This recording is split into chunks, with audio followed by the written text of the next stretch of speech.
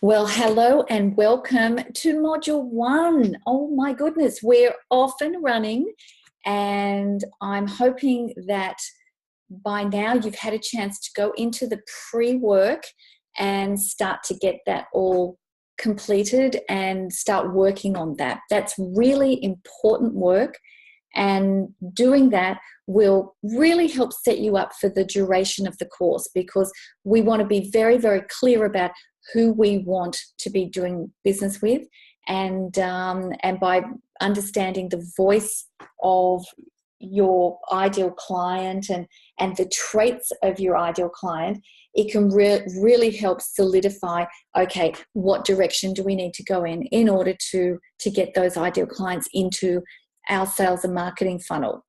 Now, speaking of funnels, you hear me mention a sales and marketing funnel on and off right throughout this course.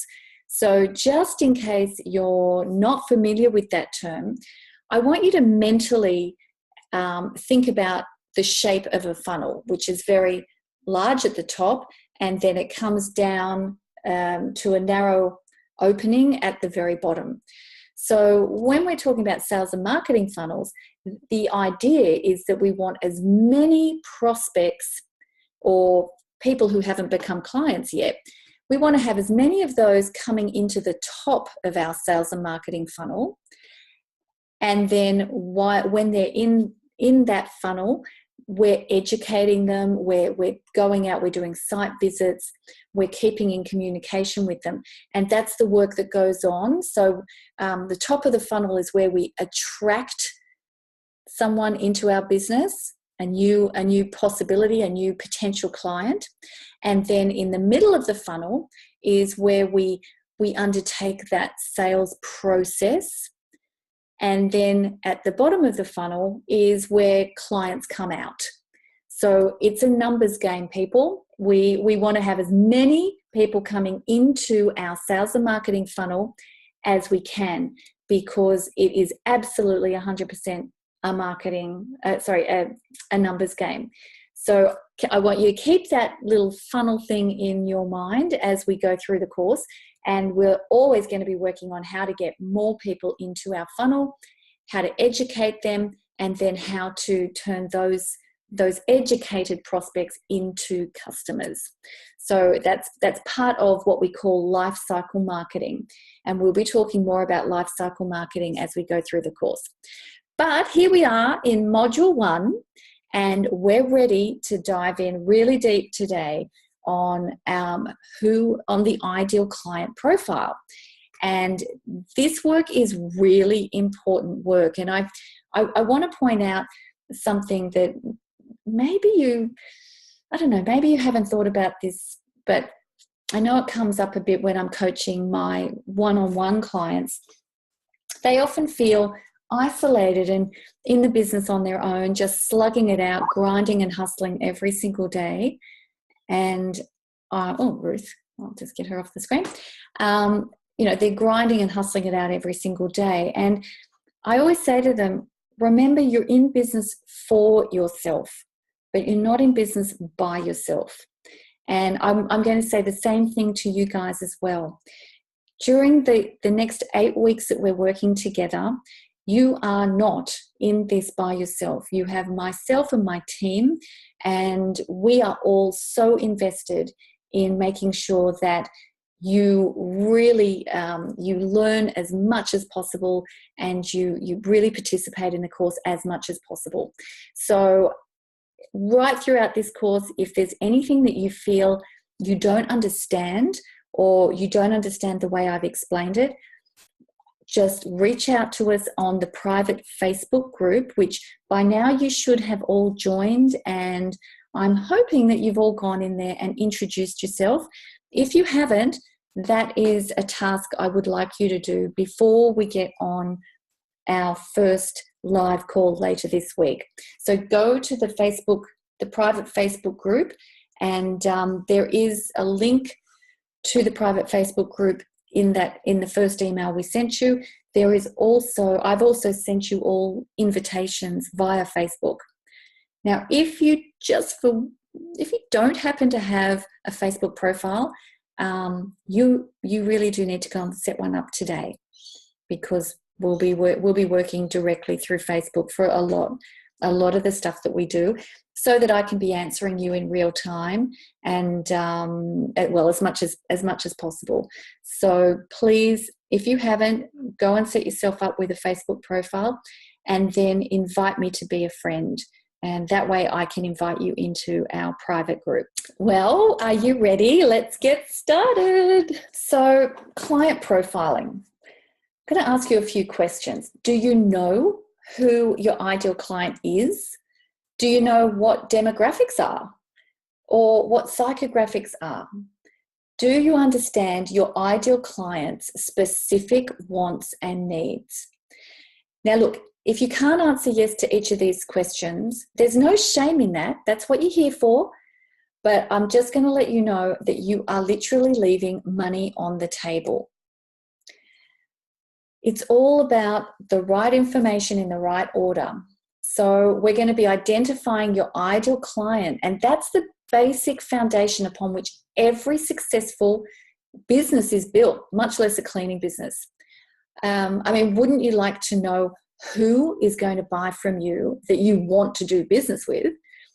Who is going to give you the greatest return on your investment? And who wouldn't want to know which customers will be the easiest to find, the easiest to sell to, and who will require the least amount of customer service? And of course, who's going to stay with you the longest and spend the most with you over the period of time that they are your customer? When you can answer these questions, your cleaning business will get a lot easier and a lot more profitable. In order to know exactly who your ideal client is, you really do need to know specific demographic and psychographic information. And this information is essential to properly position your service to ensure you meet your ideal client's wants and needs. Now, don't get confused by psychographic and demographic. We'll be going through all of that. So just stay with me here, okay? So let's begin with the end in mind, okay? As a cleaning business owner, you want more clients, right? Because more clients translate into more revenue. And the only way to attract more clients is through effective and compelling marketing. Unfortunately, marketing is expensive these days. So when you do it, you want to make sure you're getting the right message out to the prospects that are most likely to buy your cleaning services. And if you get the right message to the right prospect, they'll not only buy from you, they'll keep coming back and buying from you forever. They'll tell their family and friends to buy from you as well.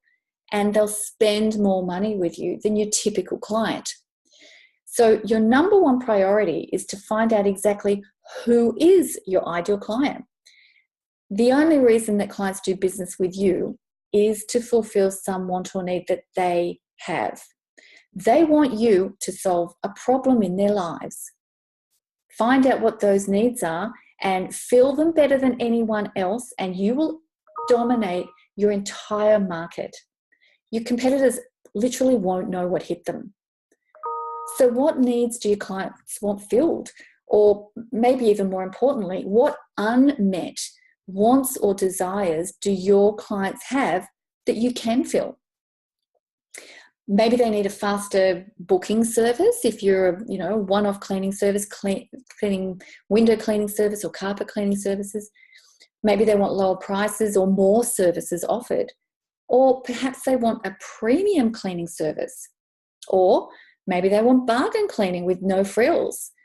Do they want a more personalised service with regular site inspection visits, or an entirely green cleaning experience?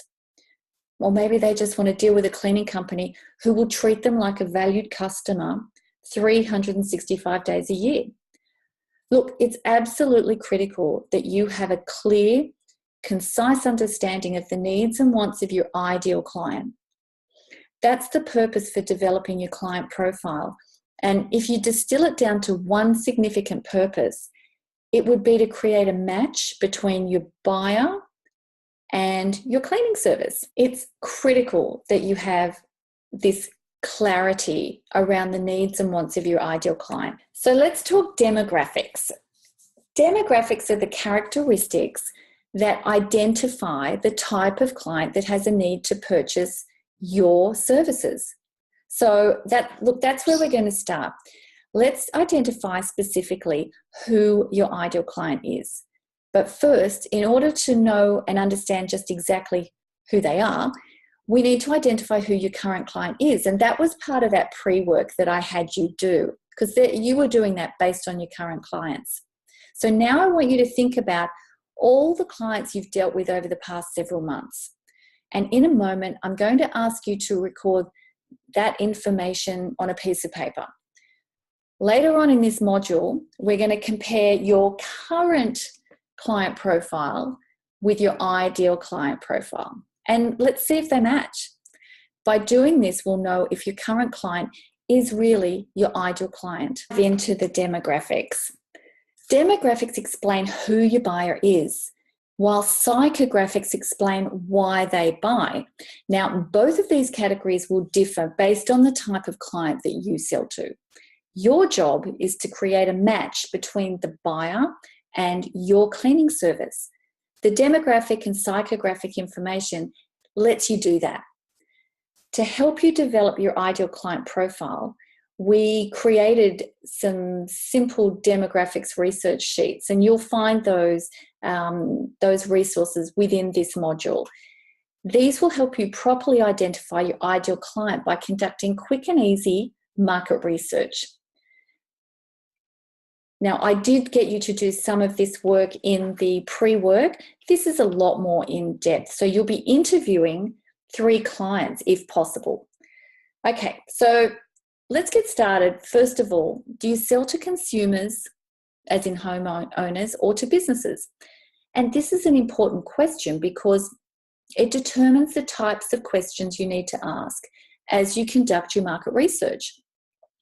And with your worksheet, you can add as many additional questions as you feel that you need in order to get a complete picture of who your ideal client is. Once you've completed this exercise, you'll start to see the specific demographic information required to help you identify your ideal client. But let's consider the possibility that you may already be attracting your ideal client. To properly develop your ideal client profile, you first start with a snapshot of your current clients, and that's what I had you do in the pre-work. As you develop and continue to refine that client profile over time, you'll wind up spending less time and money to acquire new ideal clients because your message will be so laser focused. As you identify their wants and needs, I want you to compare that against your wants and needs. As you do this, you get much greater insight into your ideal client. So I'm referring to the clients that you're presently dealing with day in and day out. If your business sells to consumers, are they mostly men or mostly women? Or are your current clients a 50-50 mix? Is there a certain age group or range that tends to buy from you, such as the 35 to 55-year-olds?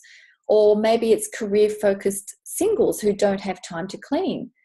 Or perhaps it's a group of irate office managers who are sick and tired of hearing the complaints each day about the cleaning at their office by a currently underperforming cleaning service provider. Are most of your typical clients single or married or gay? Do you know their approximate income level? If you don't, maybe you know what zip code they live in. Most zip codes tend to represent specific income ranges. So if you're working in the domestic cleaning area, this information is enormously helpful later on when we look at how you're going to reach your ideal clients and then what to say to them. Demographic information can play a huge role in crafting the right message. Reaching a 25-year-old woman takes an entirely different message than reaching a 55-year-old man. And you would sell to a single person quite differently than what you would to someone who is married, particularly, again, in the residential space. You're also looking for patterns that indicate the type of client that you're presently attracting. And that may or may not be who you are trying to attract. So collecting this information will help show things that, show things up in common, and that helps in future with us putting marketing plans together.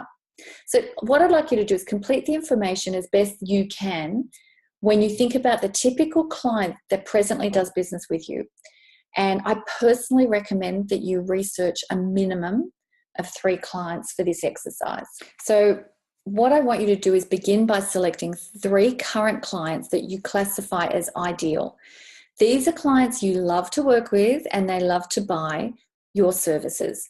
They consistently spend money with you, they buy perhaps additional products or services from you, and they send you referrals and they give you unsolicited testimonials. Record their demographic information on the form. Then select 3 current clients that buy from you occasionally. So they might be ad hoc services. They could be builders who need builders cleans. They may buy from you due to convenience, price, location, whatever it might be. They're pleasant to work with, and they probably don't send referrals as often. But nonetheless, record their demographic information on the appropriate form. Then the final group of the 3 current clients to define would be classified as, how do we say this? Stay away from clients. These are strictly price shoppers. They watch your price and only come around when you happen to be the deal of the week. They're not loyal, and honestly, they're a bit punishing to deal with because they're never satisfied with your service no matter what you do. And they would drop you like a bad habit if a lower price was offered to them. Record their demographic information as well. And look, don't be surprised if the demographic information for all 3 of these groups is identical. Remember that these traits identify the prospects and clients who need your cleaning services. In other words, the whole available universe needs your cleaning services. So they may all look the same at this point. If you sell to businesses, complete that information sheet based on the typical business you sell to. How many employees do they have? What part of the country are they located in? What types of products or services do they sell? If you can get this information, find out what kind of annual revenues do they do, and do they have extra branch offices or extra offices in other states, and if so, how big are they and where are they located? What year were they founded? And things like that to start to get a clearer understanding. And these things are a great indicator of the type of company culture you'll be dealing with and selling to, and the number of subordinates you may have to speak with in order to get your message to the decision maker. When you sell to other businesses located in various parts of the country, there may be a different mindset to consider that might be different from your own. You may need to position your service differently when selling to a New York-based business compared to selling to, say, a California-based business. That difference could be day and night in some cases. You would approach Google with a completely different message and approach than, say, you'd use with a company like Ford. So these are the sort of things that we're looking for. So what we want to do is really help create a picture in your mind as to who your current client is, and it'll help you visualize any differences that you may uncover when comparing your ideal clients against your average and stay away from clients. If you don't know the answers to some of these questions listed, don't worry. Demographic information, it plays a major role in the creation of a proper marketing message. But as long as you can answer some of these questions, you'll be fine. Our goal is to simply help you see in your mind's eye the typical client that you're presently dealing with by identifying their demographic information. And then we'll use that information later when we start on our module working on lead generation and sales. So you'll be able to create a specific marketing message targeted towards your ideal client because you'll know who they are. Does that make sense? This kind of information really does play a major role, and that's why it's important. And I know I'm kind of laboring on this, and the reason is that it is just so important, because if you put your message out into the world and it doesn't have one person that you're talking to or an ideal client, it really does get wasted. It really does. And as we move through the course, I'll show you how that will work, and how that will affect you. But the demographic stuff, let's just do it, and then we'll know who we are, because we want to have increased client loyalty. We definitely want to have a decrease in client complaints, a lower churn rate, and by churn I mean customers who come into your business and then cancel their service. So we want to definitely lower that. We want you serving your clients with a real passion, and we want to have a lot fewer dissatisfied customers. And remember, a massive volume of clients is not nearly as important as serving the right type of clients. When you match your services with the right clients, you definitely have a situation where loyalty goes up, complaints will go down, churn rate goes down, and you get a lot less dissatisfied clients. And in other words, really, you will be able to attract more clients. Okay, psychographics is how they think. Now, you may think you know what your clients want, and look, probably you do, but the information you discover about your clients a lot during this process may also surprise you. And that's why after you complete your worksheet, and you have a great idea who your ideal client really is, it's critical that you interview them to discover what it is they really want from your business. You may discover that all three of your ideal clients have completely different wants. And if that's the case, then you're going to need to decide on your niche market somewhere down the track. What they say, it's very, very famous saying, is always sell them what they want and give them what they need. Do that and you will have an ideal client for life. So that's really what our aim and our goal is. So here are some questions that you might consider asking your clients as you conduct the interview process with them. So the first question would be something along the lines of, well, why do you buy what I sell? Or what do you like most about my cleaning business? Or what do you like least about my business? Is there any other service you'd like me to offer you?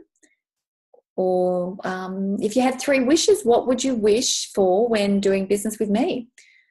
What problems, concerns, or frustrations do you have when buying cleaning services? That's a great question.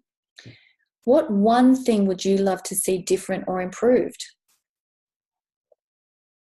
So try this. Call your 3 ideal clients on the phone. Calling your 3 average and 3 stay away from clients as well would be better if you have time. But I'll start with 3. 6 to 9 would be awesome, but I'll start with 3. Tell them that you've got a problem and ask them if they would help you solve it. So you're asking them for their help. And then tell them if they give you a few minutes of their time, you'll thank them with some little gift, a discount or a bonus. And just a word of advice, make sure you ask open-ended questions. And they're questions that require a full response, that can't be answered with a simple yes or no, because yes or no doesn't tell you much. You want usable information. Tell them that you really want to be the best cleaning service and that you want to know what they really like the best about your business and what additional products or service offerings you could offer them, which would make them happy.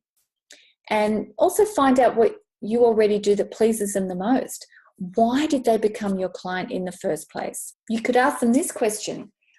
If you could have anything you wanted from a cleaning service, what would it? It's a pretty reasonable question, right? Be aware that frequently they will tell you that everything is fine, but you can't give up you're placing quite a burden on them by asking them to solve your problems. So try and make it a little easier, and just, what's the most frustrating or inconvenient thing about doing business with my cleaning business or any other company in the cleaning space? Or what single thing, and look, no matter how small or trivial, bothers you about doing business with me? Then you can take it one step further. Ask them about other types of businesses, because that's great intel. So ask them, what do you hate most about service businesses in general? And frequently you'll uncover an important unmet want by looking at another industry. Look for hidden frustrations and then find a way to eliminate them from your business. Now, trust this process and invest the time in doing this research and in these interviews. This is something few, if any, of your competitors do. Once you do this, you'll know what they want from your business, and you can literally check things off as you go through. You can check off the things you want to get from your ideal clients with much more, a much more informed approach. Once you complete this exercise, I want you to compare the characteristics you checked off in the current client column with the ones you checked off in the ideal client column, and have a look at them. Do they match? If they don't, then you have just discovered that your current ideal client is not the actual ideal client. The niche market you want to serve that will fulfill you may not match up with what it is they want from a cleaning business like yours. You may also discover that you were trying to be all things to all people, and that's very common. And now that you know the difference between the two, you can build a cleaning business that meets your passion to attract the ideal type of client that will share your passion for what you do and buy from you forever. And you'll later be able to adjust your marketing messages to specifically target those traits that make up your ideal client. That sounds cool, doesn't it? Sorry, it's thirsty work here. This exercise kind of creates a vision board for who you're looking for. And the profile you just created allows you to plan and take action to begin attracting those people to your business. And you will begin to improve the quality of your clients and the clients that you want the most by doing this. So let me be crystal clear. Your client profile is critical to your business success. The details contain valuable but limited information, and it really only tells you who you're looking for and where you'll find them. And in reality, the demographic information identifies the potential of prospects, but nothing more, right? So let me give you an example outside of cleaning, because I think this is quite a useful example. If I owned a daycare centre, the demographic information I gather will tell me that my current client's female, she's married, she's employed, and she's aged 21 to 45, has one child, and a combined household income of, between 8 and 150,000. So I know where to look for to find those clients. But here's the problem.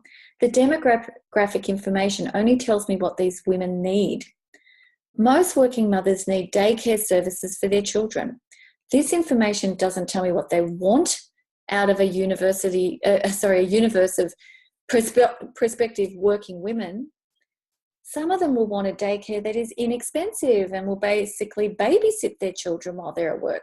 But on the other hand, others may want a daycare that will offer actual educational classes to their kids with certified teachers providing instructions. To this group, price won't be an issue, and yet others may be more interested in a daycare that provides a loving, nurturing environment with a very low staff-to-child ratio to ensure that the child receives personal attention. Now, based on the demographic information alone, you won't have any idea which type of client you're dealing with or what they're looking for when they come to buy what you sell. Because no daycare can be all things to all prospects, nor should it ever try to be. So in this example, it's imperative that this daycare decide what it wants to be and which group of women it wants to attract. Once it makes that critical decision, it should throw all of its resources behind that decision to create a daycare that no other daycare can match in terms of products and services. And it's all based on the specific wants of the ideal client that that business owner wants to work with. How awesome is that? So that's why you choose the top 5 traits you want in an ideal client, and you check the boxes next to them on the research sheet. If you're going to be a cleaning business owner, why not work with the type of clients that you want to work with? If you are a daycare business owner, just for this, I'm giving you this example because it's so day and night. If your passion is educating young children to give them a head start, but your daycare appeals only to women with limited income that can't afford those services, how happy would you be as a business owner? And that's why this information is so important. It makes you as the owner identify the universe of clients that you're dealing with, and then take those and segment them into the groups that with the different wants and needs that you want to serve. And here's a great example. Let's say your cleaning service competes on price alone. This is exactly what most cleaning businesses do today. They compete on price. If that's the case, the top 5 traits you would want from an ideal client that only want the lowest price would be a client who provides payment in full, doesn't question their invoice accuracy, prefers an annual service contract, and is easy to work with.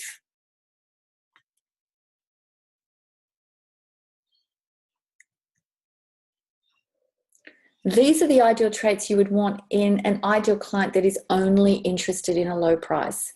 If you compare those traits with the 5 traits you would select as ideal from clients, then they would be something like selective about who they do business with.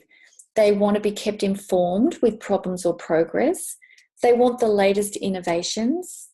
And, they appreciate a job well done, and they'll speak highly of us and send us referrals.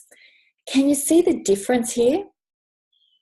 Not one trait on the first list appears on the second list. If you were the owner of this cleaning business and your passion was awesome service and innovations, but you were trying to compete on price, how happy would you be dealing with the price shoppers? This exact same process applies in business to business scenario as well. In fact, the traits are the same, really. So the worksheet's designed to help you identify those.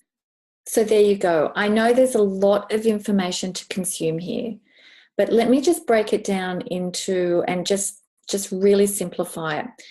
We want to work with people who are going to be a great fit for us and who we are going to be a great fit for. In order to find them, we need to stop thinking that we can serve everyone. And when I say that, what I mean is the shotgun approach doesn't work. We can't say every single person in our town or our city is a prospective client for me because they all need cleaning. It just doesn't work that way. You need to get very clear and very intentional about who it is you want to work with, and then start talking to them. Start making sure your message, everything is in alignment with that. And I want to assure you that as we go through the course, there is going to be a lot of conversation around alignment and understanding how we can best serve the best customers for us, because those are the customers where you will make the most money, and those are the customers that will be a lot less demanding. And they're the customers I want for you. And as we go through this, you're going to see that you definitely want more of those on your books. So thanks for staying with me on this first video. And if there's anything that you don't understand or that you feel that you need some more explanation, please go across to the Facebook group and type your questions in there. Okay, see you on the next video.